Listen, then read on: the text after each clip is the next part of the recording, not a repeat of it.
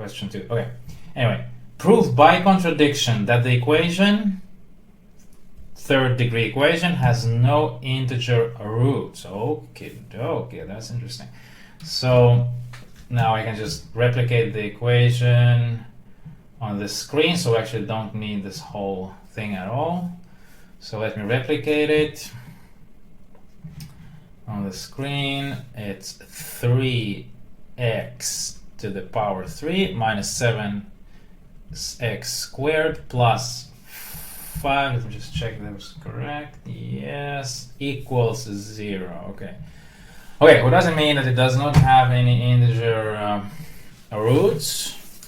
Okay, first idea, try to bring this. Okay, so like from contradiction, meaning let's assume for a contradiction. Let me put it here. For a contradiction, assume that there is some integer n.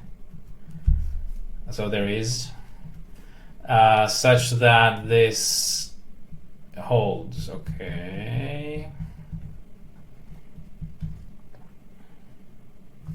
Now, first idea, try to bring this into a form where we get that n must be equal to a root of some rational number. So like square root of a rational number, that can never be an integer, because an integer squared or power 3 or whatever is always an integer. So if I have a square root of a rational or a cubic root of a number which is not an integer, then it cannot be. Okay, let's see if we can do that. If we assume that n is an integer, we can start like bringing this into a form like so. Now we know that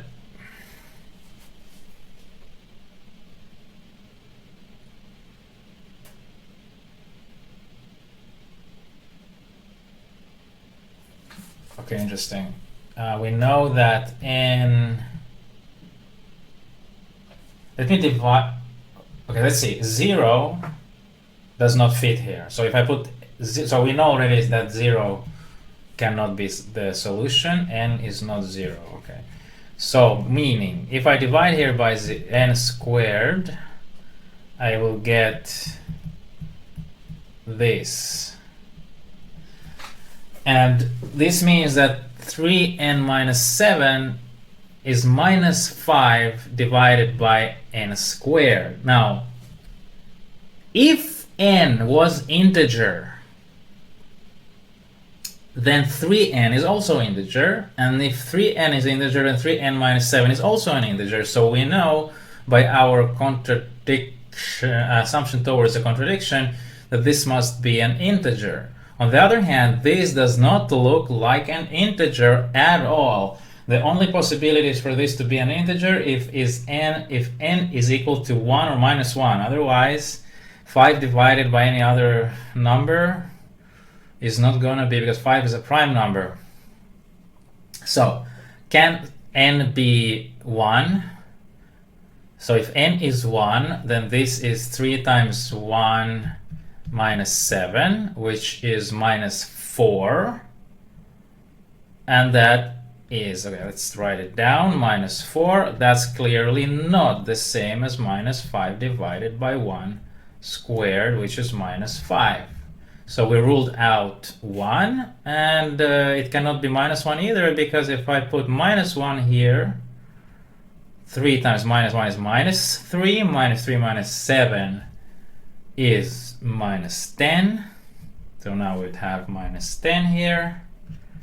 And that's also not the same as 5 divided by minus 1 squared, which is actually also minus 5.